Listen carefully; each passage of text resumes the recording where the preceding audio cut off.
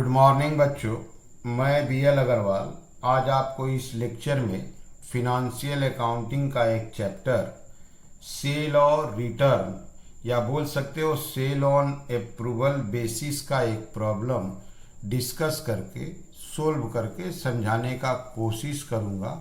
उम्मीद करूँगा आपको ज़रूर से ज़रूर समझ में आ जाएगा। ठीक है, ये रख दिया आपके सामने एक प्रॉब्लम। यहाँ देखो 1 मार्च 19 कोई मिस्टर बासु है, वो 1,50,000 का स्टॉक इनवॉइस प्राइस में सेंड किए हैं। ये देखिए कॉस्ट प्लस 25, 100 रुपया का स्टॉक, 25 रुपया उसमें प्रॉफिट, तो 125 में सेंड किए हैं। ये हो गया सेलिंग प्राइस, ये हो गया कॉस्ट प्राइस। तो 1,50,000 में स्टॉक भेजा गया है to few some selected customer on sale और रिटर्न बेसिस। टाइम दिया गया 2 मंथ के अंदर आपको एक्सेप्ट या रिजेक्ट कर देना है। ड्यूरिंग द मार्च, डेट नहीं है, just during the March invoice value 40,000 का स्टॉक रिटर्न आ गया। तो 1,50 का सेंड किए थे जिसमें से 40,000 का रिटर्न आ गया। अनदर कस्टमर जो है बोला है हम एक्सेप्ट कर लेंगे गुड्स, लेकिन दाम होगा 76। ये जो 76 पे एक्सेप्ट किया है वो 5% इनवॉइस प्राइस का दाम कम कर दिया है। अगर इनवॉइस प्राइस अगर 100 रुपया है तो वो 5% 5 रुपया कम कर दिया है, 95 में एक्सेप्ट किया है। तो जिस स्टॉक को वो 95,000 में एक्सेप्ट किया है, सॉरी 76 में, जिसको वो 76 में एक्सेप्ट किया है वो 95%, 5% दाम कम कर दिया तो 95, तो रियल में वो 80,000 का स्टॉक है। जिसको हम लोग 80,000 सेलिंग प्राइस पे रखे थे उसको वो 5% 4,000 दाम कम करेगा तो 76 आ जाएगा। तो ये जो 76 है वो ऑलरेडी 5% कम किया हुआ है।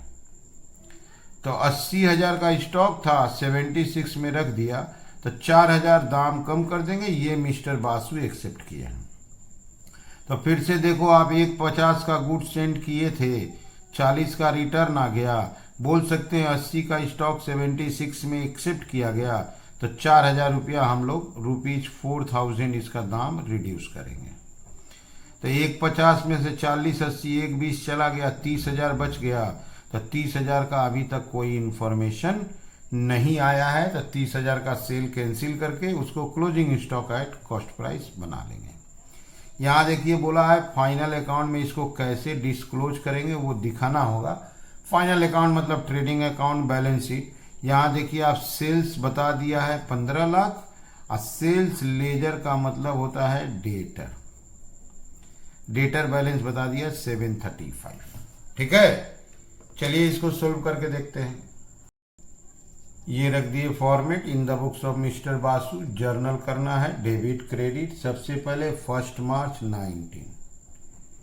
2019 मार्च 1 हम लोग कस्टमर को 1.5 लाख का स्टॉक सेंड किए हैं। Debtor account debit to sales account. 1,50,000 का स्टॉक सेंड किए हैं, 1,50। नरेशन होगा being goods send to customer on sale on approval basis. ठीक है, हम लोग कस्टमर को 1,50,000 का स्टॉक सेंड किए हैं, इसको सेल बोल के रिकॉर्ड करते हैं। तो एंट्री कर दिए डेटर टू सेल। मार्च में 40,000 का स्टॉक वापस आ गया, कोई डेट नहीं है, 40,000 का स्टॉक वापस आ गया तो उल्टा एंट्री कर देते हैं sales account debit to debtor account 40,000 being goods returned by customer previously sent on approval basis. पहले हम लोग अप्रूवल बेसिस में सेंड किए थे, उसमें से 40,000 का स्टॉक वापस आ गया, ठीक है, तो सेल कैंसिल कर दिए। इतना आप एक बार फिर से देख लो। यहाँ देखो 150 का स्टॉक सेंड किए थे, सेल बोल के लिख दिए। यहाँ देखो 40,000 का स्टॉक रिटर्न आ गया, रिटर्न बोल के लिख दिए। उसके बाद कस्टमर कुछ स्टॉक को एक्सेप्ट किया है 76 में, जो कि 5% दाम कम किया है। तो दाम कम करने का हमको एंट्री करना होगा, तो हम उसका थोड़ा सा वर्किंग दिखा देते हैं। तो goods approved, goods approved at rupees 76,000 lowered by 5%। therefore इसका इनवॉइस प्राइस कितना हो था 76,000, 5% कम करने के बाद है, तो इसका इनवॉइस प्राइस 80,000 था। तो फॉल और डिक्रीज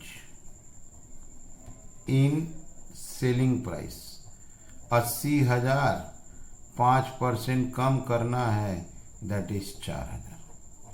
तो 80,000 को 5% 4,000 कम करेंगे तो वापस कितना आ जाएगा 76। तो यहाँ पर हमको सेल रिड्यूस करना है 4,000 से, तो सेल्स कम करना है, इसलिए sales account debit 4,000 to debtor account. Sales debit to debtor 4,000 being reduction in selling price by 5% previously send on approval basis. हम लोग अप्रूवल बेसिस पे जो स्टॉक सेंड किए थे उसमें से प्राइस रिडक्शन किए, जो स्टॉक बिक गया उसका 5% दाम कम किए 4,000। यहाँ आप देखो ऑलरेडी दाम कम करके 76 दिया था, दाम कम किया था 5%, तो इसका मतलब ये 95% हो गया। तो इसको 100 में कन्वर्ट किए तो 80,000। 80,000 का स्टॉक वो 76 में एक्सेप्ट किया, तो दाम कितना कम हो गया 4,000। अब आप शुरू से देखो, 150 का स्टॉक भेजे, 40 का वापस आ गया, 110, 80 का स्टॉक सेल हो गया, तो बच गया आपका 30 का स्टॉक। मार्च 31 मार्च को 30,000 का स्टॉक था, उसका सेल्स कैंसिल करेंगे। Sales account debit to debtor suspense account, sales account debit to debtor suspense 30,000। Okay, इसका नरेशन है being cancellation of sale previously send on approval basis. ठीक है, तो जो स्टॉक हम लोग अप्रूवल बेसिस में सेंड किए थे उसमें से 30,000 का स्टॉक ऐसा है जिसका अभी कोई इन्फॉर्मेशन नहीं आया है, और स्पेसिफाइड टाइम लिमिट जो था वो भी एंड नहीं हुआ, तो ऐसे में उसका सेल कैंसिल कर देंगे, उसको क्लोजिंग स्टॉक में कन्वर्ट कर लेंगे कॉस्ट प्राइस पर। Stock with customer account debit to trading account being unsold stock with customer taken into closing stock at cost price।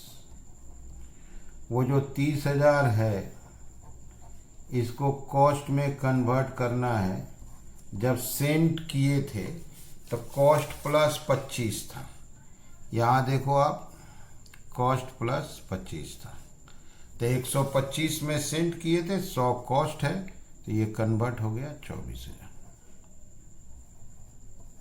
Okay, तो एक बार एंट्री देख लो। सबसे पहले गुड्स सेंड किए, डेटर टू सेल, वापस आया sales to debtor, selling price कम किए, सेल्स टू डेटर, लास्ट में सेल कैंसिल किए, सेल्स टू डेटर सस्पेंस, और stock with customer to trading. ठीक है, अब क्वेश्चन में बोला है कि फाइनल अकाउंट में प्रेजेंटेशन दिखाइए। फाइनल अकाउंट में एक होता है trading account. Okay, trading account में सेल्स आता है। यहाँ देखिए सेल्स दे रहा है 15 लाख। डेटर बैलेंस शीट में आता है सेल्स ले जा डेटर दे रहा है 7,35,000। तो हमको ट्रेडिंग अकाउंट के बाई में सेल्स लिखना है। बाई में सेल्स था 15 लाख। ईयर एंड में एडजस्टमेंट एंट्री हुआ है सेल और रिटर्न। ऐसा सेल जो ईयर एंड में कैंसिल हुआ है वो है आपका 30,000। तो ये हो गया 1470। ओके, इसके अलावा यहाँ पे आता है आपका क्लोजिंग स्टॉक। क्लोजिंग स्टॉक जो जनरली दिया रहता है उसको बोलते हैं इन गोडाउन। तो गोडाउन वाला क्लोजिंग स्टॉक का तो वैल्यू दिया नहीं था क्वेश्चन में। अब कस्टमर के पास जो बच गया उसको बोलते हैं विथ कस्टमर। तो जो 30,000 का सेल कैंसिल किए थे उसको क्लोजिंग स्टॉक में कन्वर्ट किए थे तो 24। ये है नहीं इसलिए ऐड नहीं कर पा रहे। ओके, तो ये जो लास्ट का 2 एंट्री था 30,000 का जो सेल कैंसिल किए थे, ये सेल और डेटर से लेस होगा। तो सेल से ट्रेडिंग में लेस होगा, डेटर से बैलेंस शीट में। ये दोनों जगह trading and balance sheet closing stock में ऐड होगा। तो सेल 15 लाख था, 30,000 रिटर्न लेस कर दिए। क्लोजिंग स्टॉक दिया नहीं था, 24,000 प्लस कर दिए। फाइनल अकाउंट में आपका बैलेंस शीट भी आता है। बैलेंस शीट में सबसे पहले अगर बात करते हैं तो से क्लोजिंग स्टॉक का। क्लोजिंग स्टॉक इन गोडाउन, ये तो पता नहीं था गोडाउन में कितना है। और हम लोग के पास जो कस्टमर के पास था विथ कस्टमर, कस्टमर वाला 24,000 था। इसको ऐड नहीं कर पाएंगे क्योंकि ये फिगर गायब है। इसके अलावा बैलेंस शीट में आता है sundry debtor, sales ledger, that is sundry debtor question में था। आप देखो सन्ड्री डेटर 7,35,000 था, 735। ओके, इसमें से सस्पेंस डेटर सस्पेंस को माइनस करेंगे। वो जो सेल कैंसिल किए थे 30,000 से डेटर सस्पेंस 30,000 माइनस कर देंगे, ये चला जाएगा 705। ओके, तो ये एब्स्ट्रैक्ट बैलेंस शीट है, ऐसे ही शो करना है। क्लोजिंग स्टॉक दोनों ऐड करके बाहर कर देते, ये था नहीं। डेटर सस्पेंस लेस कर दिए, ट्रेडिंग अकाउंट में सेल्स, सेलर रिटर्न माइनस और क्लोजिंग स्टॉक दिखा दिए। ठीक है, समझ में आ रहा है? Okay, thank you, bye.